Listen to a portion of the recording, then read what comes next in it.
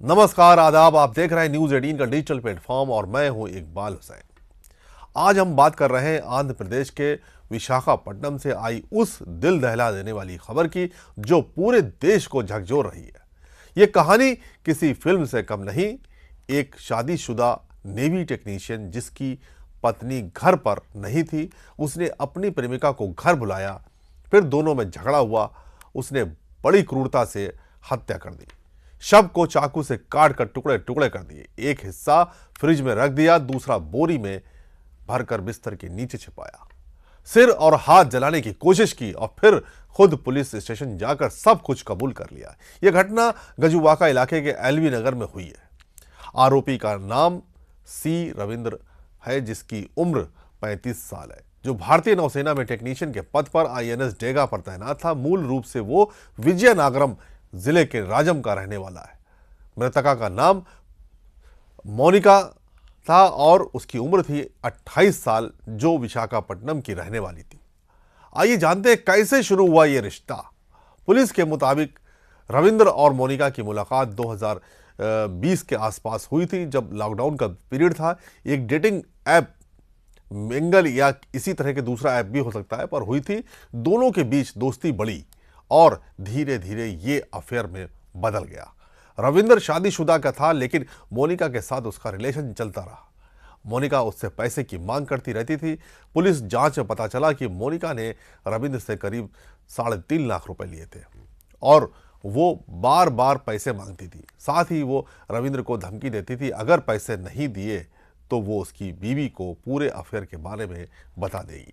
ये बात रविंद्र को बहुत परेशान कर रही थी। घटना का दिन रविवार का था, 29 मार्च 2026। रविंद्र की पत्नी एक महीने पहले अपने माता पिता के घर विजयनागरम चली गई थी बच्चे को जन्म देने के लिए। घर खाली था तो रविंद्र ने मौका देखकर मोनिका को दोपहर में अपने फ्लैट पर बुला लिया। दोनों एलवी नगर के किराए के फ्लैट में मिले। पहले कुछ देर बातचीत चली, लेकिन फिर झगड़ा शुरू हो गया। पुलिस के अनुसार झगड़ा पैसे और ब्लैकमेलिंग को लेकर था। रविंद्र ने मोनिका को चाकू मारकर मार डाला। हत्या के बाद रविंद्र ने प्लान बनाया कि सबूत मिटा दे।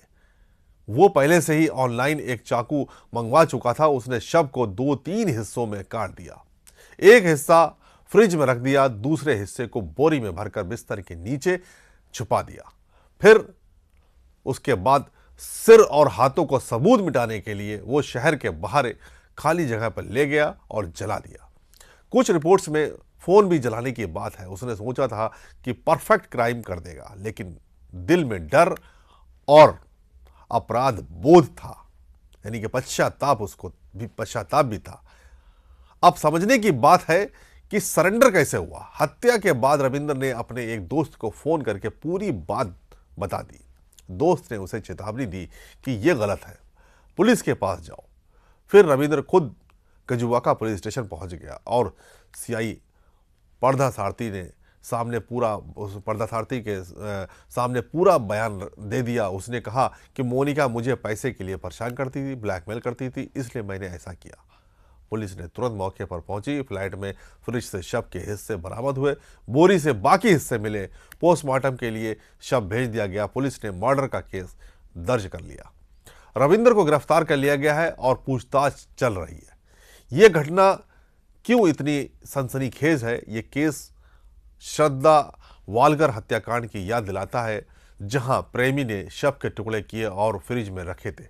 यहां भी शादीशुदा आदमी, अफेयर, ब्लैकमेलिंग, क्रूर हत्या और शव छिपाने की कोशिश। लेकिन फर्क यह कि यहां आरोपी ने खुद सरेंडर कर दिया, जो बहुत कम देखने को मिलता है।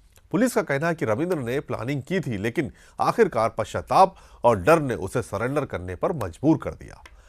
अब जांच में यह पता लगेगा कि कितने समय से अफेयर चल रहा था, कितने पैसे का लेन देन था और क्या कोई और प्लानिंग थी। यह घटना हमें सिखाती है कि रिश्तों में झूठ और ब्लैकमेलिंग कितना खतरनाक हो सकता है। एक छोटा सा झगड़ा कैसे मौत और जेल तक ले जा सकता है।